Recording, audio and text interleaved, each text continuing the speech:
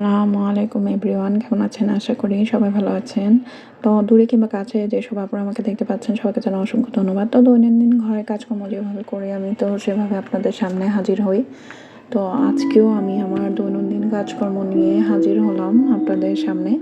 আসলে ঘরের কাজ আমি সকালে একবার করেছি, তো এটা হচ্ছে আমার সন্ধ্যার দিকে আবার দেখা যায় একটু নোংরা হলে করা লাগে। তো এখন তো শীত যেহেতু, তো একটু কম্বলটা নামে আছে, তো পিছিয়ে আবার কম্বলটা উড়েছিল। তো যেহেতু ঠান্ডা পড়েছে, তো ঠান্ডার মধ্যে তো স্বাভাবিক তো এখন আবার ভাঁজ করে নিচ্ছি, আবার রাতে হয়তো শোয়ার সময় আবার ব্যবহার করব। তো এলোমেলো থাকলে আসলে দেখতে ভালো লাগে না। তো এই আর কি। তো আপুরা আসলে যেভাবে আমি আমার ঘরকে মানে পরিচ্ছন্ন রাখি, তো সেগুলো নিয়ে আপনাদের সামনে হাজির হই। তো দেখা যায় সকালে একবার করে, আবার দেখা যায় সন্ধ্যা না হতে আবার একটু এলোমেলো হয়েই যায়, স্বাভাবিক। তো তখন আর কি টুকিটাকি যেসব কাজ বাকি থাকে তো সেগুলো আবার সেরে নিই। তো এখন এই যে এলোমেলো হয়ে আছে, তো এই তো সেরে নিচ্ছি। তো আমার আবার কিছু টুকিটাকি কাপড়ও এলোমেলো ছিল, তো সেগুলো আমি একটু ভাঁজ করে নিচ্ছি। তো এভাবে করে আসলে সময়টা মানে কাজকর্ম নিয়ে একটু করে নেই, গুছিয়ে করে নেই আর কি। তো কোনো নির্দিষ্ট সময়সীমা দেখা যায় সকালে যেটা করার পরেও বিকাল বিকাল দিকে একেবারে যে করা লাগে না তা না। তো এখানে আমার কিছু কাপড় ছিল যেগুলো খুব এলোমেলোভাবে ভাঁজ ছিল। এটা আসলে শীতের কিছুটা মোটা, তো এগুলো আমি আসলে এগুলো একটু গুছিয়ে রাখছি।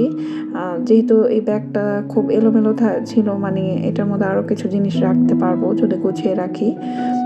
তো আমি এগুলো আর ভাঁজ খুলবো না, যেহেতু ভাঁজ করা ছিল, তো আমি একটু গুছিয়ে রাখলে আর কি এটাতে আরও কিছু কাপড় রাখতে পারবো। এই জন্য আমি একটু ফাঁকা করে আর কি জায়গা করে রাখছিলাম। আর তো এই আর কি।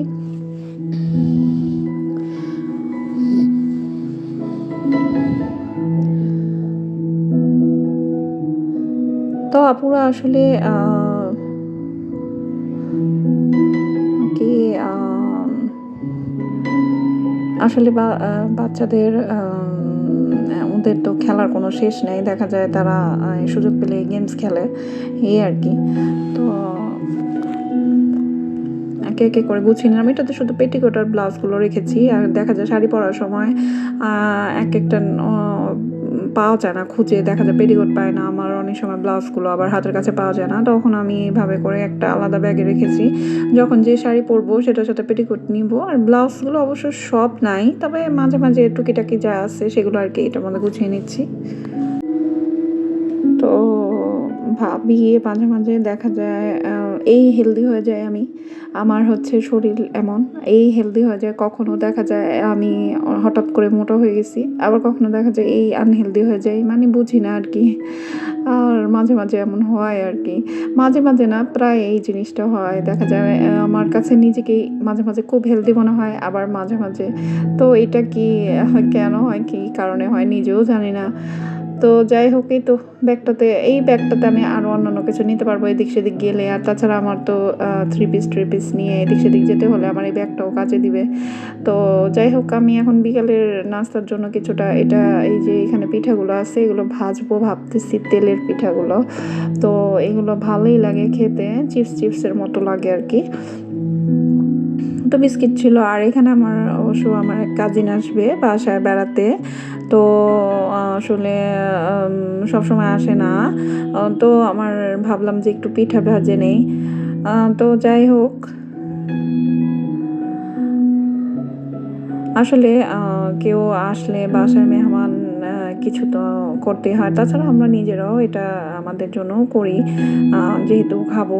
তো ওই আসলে ছোট ভাই যেহেতু আমার ছোট, তো দেখা যায় ভাই তো বোনের বাসায় আসলে একেবারে একেবারে না খেয়ে বিদায় করা যায় না, এটাই স্বাভাবিক।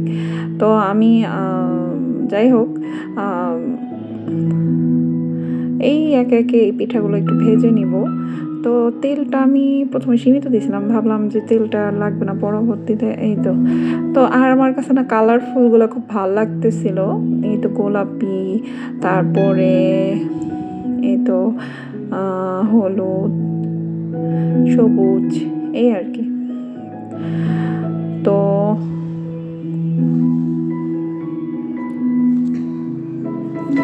তো এভাবে করেই আমার দেখা যায় বিকালবেলা নাস্তা খেতে মন চলে, এরকম করে নিই আমি আর ইয়াসিরের জন্য, আমরা দুজনের জন্য আমরা সুন্দর করে একটা নাস্তা তৈরি করে নিই।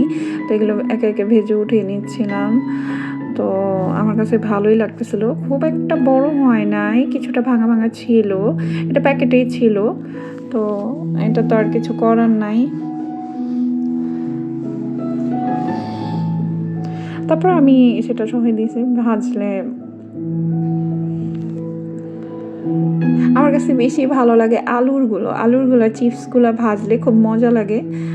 আলুর চিপসগুলো খেতে খুব ভালো লাগে আমার কাছে। এটা আলুর না, এটা কিছুটা পাঁপড় পাঁপড় টাইপের। তো এটা কিছুটা পাঁপড় পাঁপড় টাইপের, কিন্তু খারাপ লাগে না, ভালোই লাগে আসলে, ভালোই লাগে, খুব একটা খারাপ লাগে না। তো আমার আর সংক্ষিপ্ত কিছু করার নাই, এটা আমি আমাদের জন্য ভাজতাম, তো এটা ভাজবো আর বিস্কিট আছে। তো যাই হোক,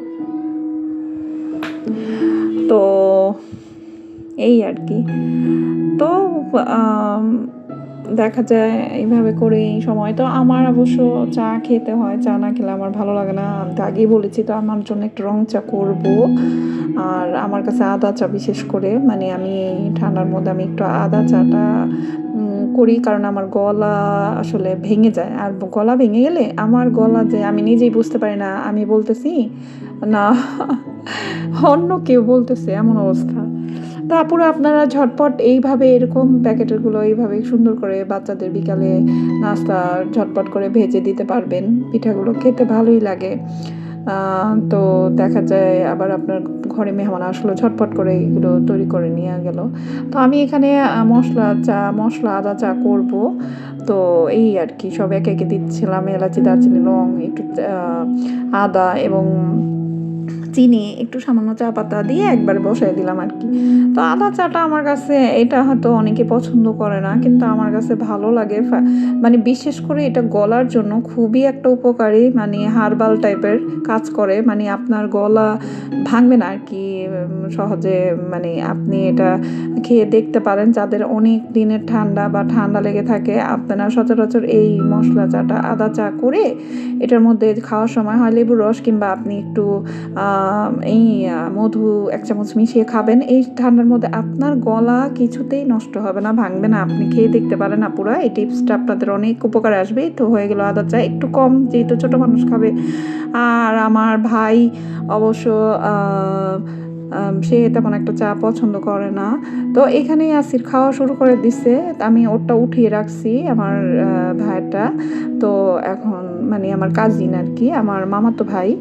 তো এই তো যাই হোক, এখন এই পিচ্ছি তো, ওর তো দাঁতে একটু প্রবলেম আছে যেহেতু, তারপরে সে চেষ্টা করতেছে মানে। তো যাই হোক আপুরা, আমি কাজ করতে করতে এগুলো ভেজে নিলাম, চাটাও বানিয়ে নিলাম, এবং মেহমানের জন্য বিস্কিটটাও রেডি করলাম। তো যাই হোক, আপনাদের দূরে কিংবা কাছে যেসব আপুরা আমাকে দেখতে পাচ্ছেন, যদি আমার ভিডিওটি ভালো লাগে অবশ্যই লাইক, কমেন্ট, শেয়ার করবেন এবং সাবস্ক্রাইব করে আমার পাশে থাকবেন। আশা করি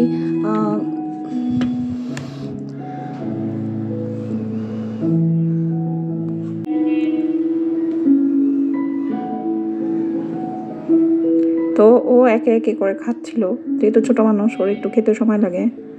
তো ভালো থাকবেন সবাই, খোদা হাফেজ।